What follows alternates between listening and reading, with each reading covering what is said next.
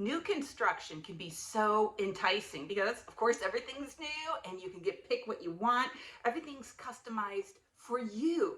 But the pricing can get a little tricky. It really surprises everyone. So today I want to quickly show you 3 things that you need to know about the pricing, or the 3 variables about pricing when it comes to new construction.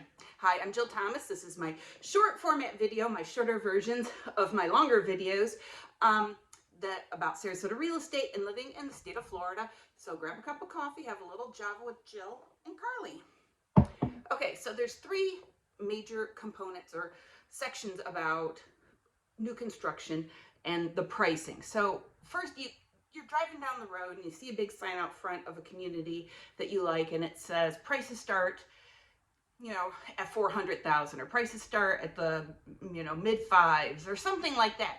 And you think, oh my goodness, okay, yeah, I am pre-approved for $500,000. If it starts in the low 4s, let's say, then I should be good to go. So you think this is great. Well, here's the thing. That's just the starting price, and that's the starting price for the smallest property they sell. So if they have a villa, maybe a 2-bedroom villa, that's that starting price for those smaller properties. And then it goes up from there. So of course, the larger the place, the more expensive it is. So that's number 1, the base price of the house. Number 2 is the lot. Now, as you can imagine, not all lots are created equal. So if you think about it, if you have a lot that's offered where you're backed up to another house, or let's say it's backed up to a major road, and often right now the new construction communities are doing a great job with landscaping and kind of giving a bit of a buffer and a tall wall, things like that, but still it's backed up to a road, or maybe you're backed up to a preserve, or there's a water view. So as you can imagine, there's going to be price differences depending on the lot, and of course the size of the lot as well, or if maybe it's next to an easement or something else that makes it special. So the prices of the lots are going to vary. So each builder has a different price set. Look at how cute she is. For that they're going to offer to you.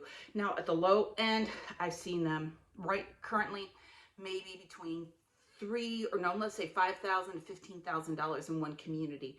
But then the higher end communities, they could be $50,000, $100,000, $150,000.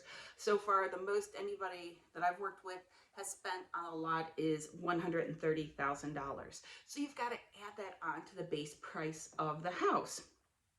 And then the final thing has to do with structural changes and going to the design center. So a structural change could be extending the lanai. Maybe they just offer a smaller lanai, but you want a bigger roof line out there.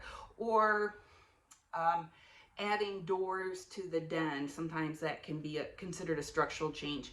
Or sometimes in the owner's bathroom, there's options between just having a walk-in shower, having a walk-in shower and a tub, or having the shower and a closet or something like that. Okay, so that would be considered a structural change. And so that would have to be factored into the price as well. And then going to the design center and choosing all those options. What kind of cabinets you want, the flooring, everything. That has to be factored in. Tile, backsplash.